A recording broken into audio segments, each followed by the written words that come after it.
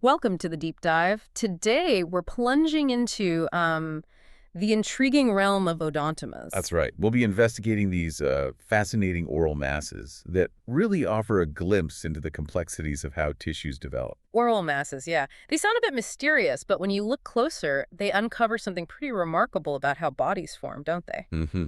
Our journey today is guided by a veterinary overview, giving us a focused lens on understanding these growths. Yeah, and our goal is pretty straightforward.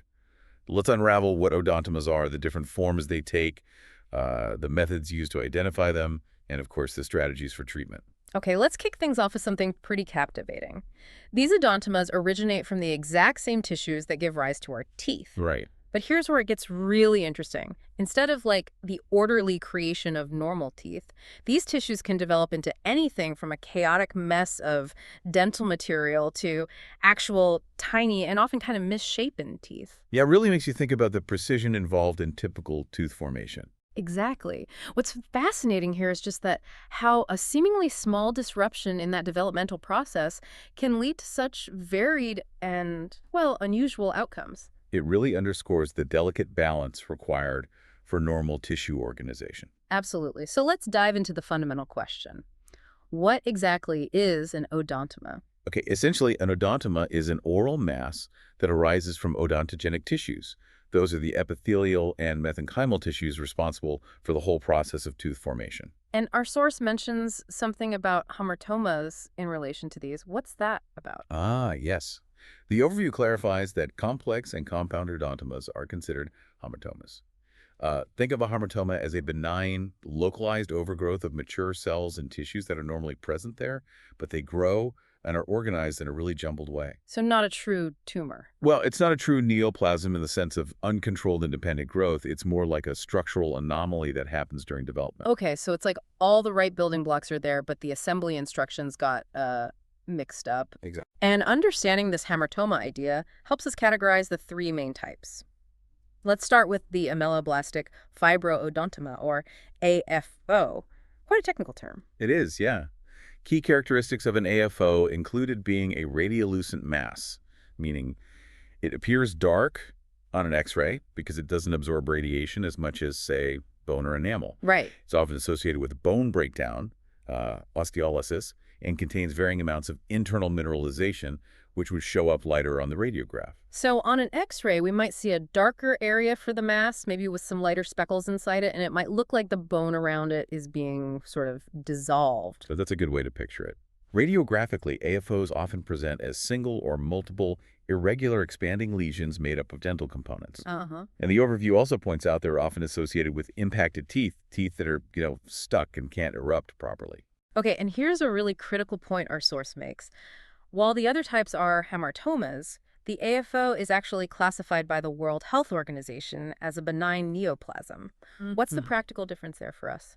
Well, this is significant because it implies that the AFO has a greater potential to recur, to come back after treatment, compared to complex and compound odontomas. Ah, Those are less likely to return once removed. So this difference in classification suggests a slightly different biological behavior. got it. So AFO need to watch out for potential regrowth. Okay, let's move on to the complex odontoma. What's the defining feature of this type? Right. The crucial aspect here is that it's a radiodense mass, meaning it appears very white or bright on an X-ray because it's made of dense mineralized tissue. Okay. It contains fully differentiated dental components, so all the different tissues that make up a normal tooth are present. But the key distinction is that these components are completely disorganized at a cellular level. There are no recognizable tooth-like structures within the mass itself. So it's basically just a solid, dense lump of tooth material, but it doesn't actually look like a tooth. Exactly right. The disorganized tissues are typically contained within a thin, fibrous capsule. Yeah. Radiographically, it's often described as having sort of a radial pattern of hard tissue particles within a radiolucent zone. That's a darker area surrounding the dense mass, and these are typically found embedded in either the upper or lower jaw. And our source brings up a potential complication with these complex ones. What should we know? Yeah, if there are erupted teeth located nearby, there's a possibility that a connection can form between the odontoma and the oral cavity, Oh. which creates an opening, basically a pathway for bacteria to get in, and that significantly elevates the risk of infection developing in that area. That makes perfect sense. Okay, now for the third type. The compound odontoma. What's the telltale sign here? The pathognomonic feature, the definitive sign that really distinguishes it, is the presence of denticles. Think of these as small, rudimentary, but distinctly tooth-like structures. Wow, so with a compound odontoma, you might actually see what look like tiny little teeth, although probably deformed. Precisely. The source indicates that these denticles do form crowns, the top part of the tooth, but their roots are often deformed, a condition called delaceration, meaning they're bent or angled. Hmm. Radiographically, these denticles are frequently associated with areas of radiolucency, sort of darker halos. And similar to the complex type, they can be embedded deep within the jawbone or sometimes have some degree of eruption into the mouth. Okay, let's quickly summarize the three types just to lock it in. AFO, radiolucent, disorganized dental bits, risk of recurrence. Complex, radiodense, a jumbled mass of dental tissue. And compound has those actual little tooth-like things called denticles. You got it. So who typically gets these odontomas, and what are the common signs someone might notice? Well, our overview indicates that odontomas are most commonly found in young animals. The typical signs to watch for include noticeable swelling or a mass you can actually feel within the mouth. Additionally, you might see a delay in the natural shedding of baby teeth that's deciduous tooth exfoliation, or maybe a delay or abnormal pattern in the eruption of the permanent teeth right where the odontoma is located. Huh. So a puppy tooth that just won't fall out, or maybe a permanent tooth taking way too long to show up could be a clue. Exactly. Let's dig a bit deeper into the underlying causes and developmental processes for these different types, starting again with the AFO. Okay, the AFO is described as a mixed odontogenic tumor. That means it involves the differentiation, the specialization of several key cell types for tooth development. Odontoblasts for dentin, ameloblasts for enamel, and cementoblasts for cementum. Right, all the tooth parts. Yeah, and all these are found embedded within cellular mesenchymal tissue, a type of connective tissue. The prevailing theory for its development involves some kind of abnormal reciprocal inductive interaction between the epithelial and mesenchymal tissues while the tooth is forming. Sounds complicated. It is a complex cellular interplay, and that likely contributes to why it's classified as a neoplasm with that potential for recurrence we mentioned. Okay, a very intricate process going slightly wrong. What about the complex odontoma? What's the thinking there? Well, in the case of the complex odontoma, the source suggests it arises from inductive processes that do kick off the formation of dental components. Mm-hmm. You get the different tissue types, but they lack the necessary organizational signals to guide them into forming proper tooth structures. Ah, so the ingredients are there, but the recipe is flawed. That's a great analogy. It results in that haphazard arrangement. And finally, the compound odontoma. What's the developmental story that leads to those little denticles? For the compound type, it also stems from the differentiation of dental components. But here, the process seems to progress to varying levels of organization, ultimately resulting in the formation of those recognizable, albeit rudimentary, tooth-like structures, the denticles. So the signals are partially working? It seems that way, yeah. Allowing for some level of organized tissue formation, just not perfect. It's really remarkable how subtle variations in these pathways can lead to such distinct outcomes. Now, if a vet suspects an odontoma, what are the steps for diagnosis? Well, the first step, always, is a thorough and complete oral examination. But the real cornerstone of diagnosis for odontomas is intraoral radiography, those detailed dental x-rays. Right. They let you visualize the structures beneath the gum line. Usually, more advanced imaging beyond standard dental x-rays isn't needed. So those dental x-rays are absolutely crucial for seeing what's going on inside. But how do they get a definitive diagnosis? Is the x-ray enough? Not quite definitive on its own. The definitive diagnosis comes from histopathology. Yeah. That involves taking a tissue sample from the mass and examining it under a microscope. Okay. A pathologist can then identify the specific types of dental tissues present and how they're arranged, which is key to confirming the exact type of odontoma. Our overview also lists a few differential diagnoses, things that might look similar. What else needs to be ruled out? Yeah, it's important to consider other possibilities. These could include a localized infection, or maybe a foreign body stuck in the mouth. A dentigerous cyst, that's a fluid-filled sac around an unerupted tooth, can sometimes mimic an odontoma on an x-ray. Okay. And then there are other types of oral masses to consider too. Like which ones specifically? The source mentions a few. An ameloblastic fibroma is similar to an AFO, involves enamel-forming cells and fibrous tissue, but it lacks the mineralized hard tissue components like dentin and enamel. Gotcha. No hard bits. Right. Then there's the calcifying epithelial odontogenic tumor, CEOT. It can cause bone loss, but it doesn't show the same mineralization or have dental mesenchymal parts. It's typically slow-growing, non-inductive, and non-invasive. Okay. Another one is the amyloid-producing odontogenic tumor, APOT. Similar to CEOT, but makes amyloid protein, it shares some biological features with ameloblastoma, which is another type of oral tumor entirely. Wow. Okay, it Yeah. sounds like that microscopic examination, the histopathology, is really essential for sorting all these out. Absolutely critical. The overview also mentions a peripheral odontoma. That sounds like it might be in a different spot. It is, and it's quite rare the source mentions only a handful of human cases. Unlike the others we've discussed, peripheral odontomas develop in the gums or the alveolar mucosa, the soft tissues around the teeth, without attaching to the jawbone itself. Ah.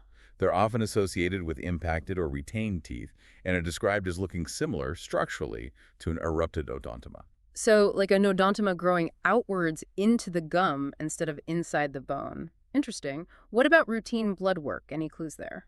Generally, no. According to the source, routine blood tests like a CBC and biochemistry profile and urinalysis are usually normal in animals with odontomas. The issue is localized to the mouth and doesn't typically cause systemic changes you'd see in those tests. Okay, so imaging and the tissue sample are the real keys. Once it's diagnosed, what are the standard treatment approaches? The primary and most effective treatment for all types of odontomas is surgical removal. That seems pretty straightforward. Any general surgical considerations to keep in mind? Yeah, standard surgical protocols apply. That includes using appropriate antibiotics and pain management meds when needed. And of course, careful patient monitoring during anesthesia is absolutely critical. Right. Now, are there specific differences in the surgical approach depending on the type of odontoma? There can be, yes. Mm-hmm. For AFOs, remember, they have that neoplastic nature and potential for recurrence. Right, the tricky one. So the source suggests a more aggressive surgical excision might be necessary to really ensure you get all the tumor cells out. And after surgery, careful monitoring for any signs of regrowth is particularly important. Okay. What about the other two? For complex and compound odontomas, the typical approach is enucleation, basically removing the whole mass intact in intracapsular excision, removing it within its capsule. This is often combined with aggressive debridement, a thorough cleaning of any associated cyst or surrounding tissue to minimize recurrence risk. So clean it out really well. Exactly. And interestingly, the source notes that a more thorough surgical removal in these cases significantly lowers the chance of it coming back. Makes sense. What about other treatments? Do chemo or radiation ever come into play? The overview is pretty clear here. Chemotherapy isn't generally recommended for odontomas. In rare cases, radiation therapy might be considered, perhaps if there's evidence of microscopic disease left behind after surgery, particularly with AFOs where getting it all might be tough. And are there any medications that can actually treat the odontomas themselves without surgery? No, the source indicates there aren't any meds specifically for treating the odontomas. Treatment really focuses entirely on surgically removing the mass. Okay, so after surgery, what's the follow-up? What do we need to watch for in terms of monitoring and potential complications? Well, standard post-op care is essential. That means managing pain effectively and making sure the patient can eat properly during recovery. Potential complications could include recurrence, especially with AFOs, a local infection at the surgical site, Yeah. and depending on how big the mass was and where it was located, there's possibly some weakening of the jaw structure itself. And the overall long-term outlook, the prognosis after treatment. For AFOs, the prognosis is generally described as fair to guarded, mainly because of that potential for recurrence we talked about. Right. But for complex and compound odontomas, the prognosis, both short-term and long-term, is usually considered good, assuming the surgical removal was complete and appropriate. Okay, let's try and boil this all down. What are the key takeaways we should really remember from this deep dive into odontomas? Okay, in essence, odontomas are oral growths from tooth-forming tissues. We've got the three main types: ameloblastic fibrodontoma, AFO, which can recur, complex odontoma, a disorganized tissue mass, and compound odontoma, with those little tooth-like denticles. Diagnosis. Primarily through intraoral x-rays and confirmed with histopathology looking at the tissue sample. And treatment. Standard treatment is surgery for all types. Prognosis is generally good for complex and compound, but AFOs need closer watching due to that recurrence risk. And, the real aha moment for me is just grasping that these weird growths, whether it's a jumble of tissue or actual mini teeth, come from the exact same cells that normally build healthy, functional teeth with such incredible precision. Yeah. It just highlights how delicate and intricate those developmental processes are and how, I guess, easily they can be sidetracked. It really does. And it raises a fascinating question, doesn't it?